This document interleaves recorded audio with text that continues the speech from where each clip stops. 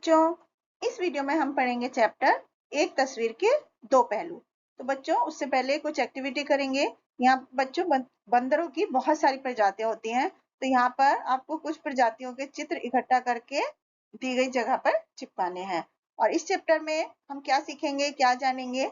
इस पाठ का उद्देश्य है क्रोध न करने की सीख देना, और नैतिक मूल्य है शांति बनाए रखना और विश्लेषणात्मक सोच को बढ़ावा देना। तो आइए इस पाठ का परिचय करते हैं। बच्चों, कन्हैया लाल मिश्र प्रभाकर हिंदी के बहुत ही जाने माने निबंधकार हैं, जिन्होंने राजनीतिक और सामाजिक जीवन से संबंधित बहुत निबंध लिखे हैं, और उन्होंने स्वाधीनता संग्राम में बढ़ चढ़कर हिस्सा लिया और कई बार जेल भी गए। उनका जन्म 29 मई 1906 को सहारनपुर के देवबंद गांव में हुआ था और निधन 9 मार्च 1995 को हुआ था। और इस कहानी में लेखक ने बंदरों के प्रसंग द्वारा स्वतंत्रता और परतंत्रता के फलस्वरूप प्राणियों के स्वभाव परिवर्तन पर प्रकाश डाला है कि जब बंदर जंगल में आजाद थे तो उनमें बहुत प्रेम था आपस में, और जब उन्हें गाड़ी में बंद करके ले जा रहे थे तो वो ही बंदर गुस्से से एक दूसरे को घायल करके अपना रोष प्रकट कर रहे थे। वानरी ने अपने बच्चे को दूध न पिलाकर उसे काट लिया, और परतंत्रता के स्वभाव को आक्रामक और क्रूर बना देती है। तो आइए पढ़ते हैं। यहाँ पर बंदर के बारे में बताया जा रहा है कि वो एक जंगली नागरिक है। बंदर ऐसा बोल रहे हैं, और जंगली नागरिक की तरह रहते हैं नगर में, खाते पीते और जीते हैं, लेकिन जीने का रस उन्हें जंगलों में, खेतों में, उपवन से, झील से और पर्वतों से ही मिलता है। और जंगल में बैठकर उन्हें प्रकृति के साथ बातें करना, हंसना खेलना उनका शौक है। तो लेखक कह रहे हैं कि हाँ, उनके दोस्तों और परिवार में भी ऐसे बहुत से लोग हैं जो इनके इस स्वभाव के कारण घुमक्कड़, इस स्वभाव को घुमक्कड़ कहते हैं, और ऐसे भी हैं जो बातचीत में घुमाव फिराव पसंद नहीं करते और सीधे सीधे उन्हें आवारा कह देते हैं। उन लोगों की तर्क शैली शॉर्ट में यह कहती है कि अरे भाई, उठना बैठना चार साथी मित्रों में ये क्या कि जंगल में अकेले जा पड़े।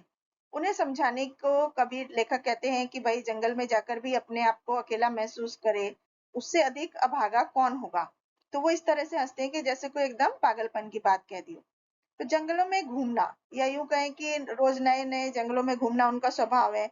उस दिन घूमने निकले तो जा निकला बंदरों के बाद लेकर, और वहां बहुत सारे बंदर रहते थे, और वो क्या खाकर जी या पनप रहे हैं वो नहीं पता था उन्हें। लेकिन हाँ, मंगलवार के दिन नगर के दो चार पुराने विचारों वाले लोग यहाँ आते थे, और हनुमान का स्वरूप समझ के उन्हें चने और गुड़ जरूर खिलाते थे। लेकिन पता नहीं था उन्हें कि उस लोक परलोक से क्या फल मिलता होगा। पर यह जरूर है कि यहाँ का वानर दल ना तो मनुष्यों से द्वेष ही कर रखता था और न ही भय खाता था। पालतू पशु की तरह प्रेम के मधुर पाश में बंधकर हिल सा गया था।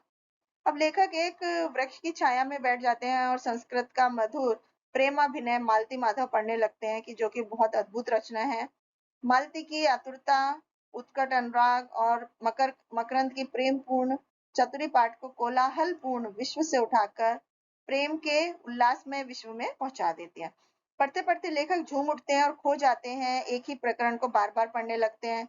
उनका शरीर ढीला पड़ जाता है, आंखों में नशा सा छा जाता है, और बोलते हैं ये दुनिया ही निराली है। फिर नशा जरा ढीला पड़ा तो उनका ध्यान बंदर की सेना की तरफ गया। वो अपने ही राग में मस्त थे। एक पेड़ के नीचे कुछ वानर के बच्चे आपस में खेल रहे थे, तो एक बच्चा दूसरे की पीठ पर चढ़ने लगा और तीसरा उसकी पूंछ पकड़कर खींचने लगा।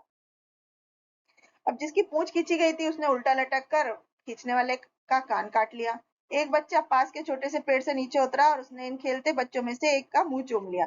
उस छोटे बच्चे ने भी उसका मुंह चूमना चाहा, लेकिन अपने छोटेपन के कारण वो कर नहीं पाया, और दो तीन बच्चों ने ये बात समझ ली और उस बड़े बच्चे को ताकत से पकड़कर धरती पर लिटा दिया। और छोटे बच्चे ने देखा तो उसने लौटकर तड़ातड़ उसके चार बार चूमा और पेट पर एक मीठी कटौती भी काट ली।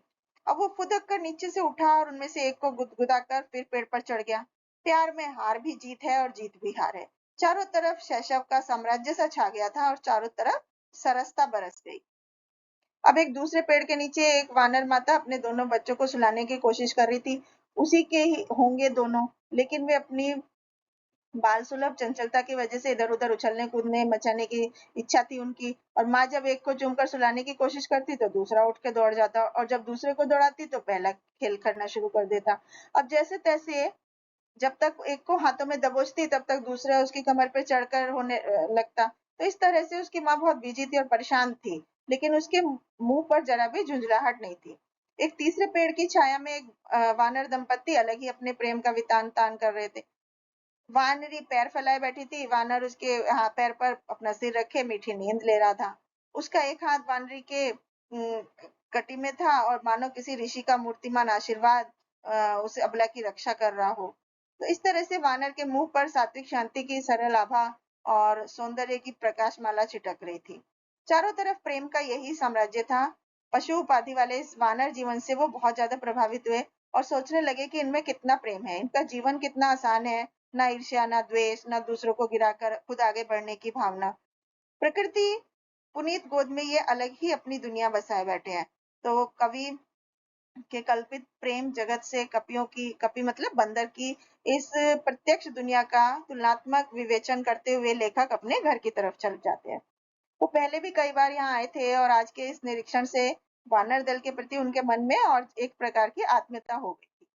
अब वो अपनी विचार वाटिका का देखते हुए धीरे धीरे घर की तरफ जा रहे थे और अचानक कहीं पास में बंदरों की टोली गुस्से से भरी हुई खो खो ने उनको मुझे उन्हें अपनी तरफ आकर्षित किया। आंखें उठाकर उन्होंने देखा तो उनसे वो एकदम स्तब्ध रह गए।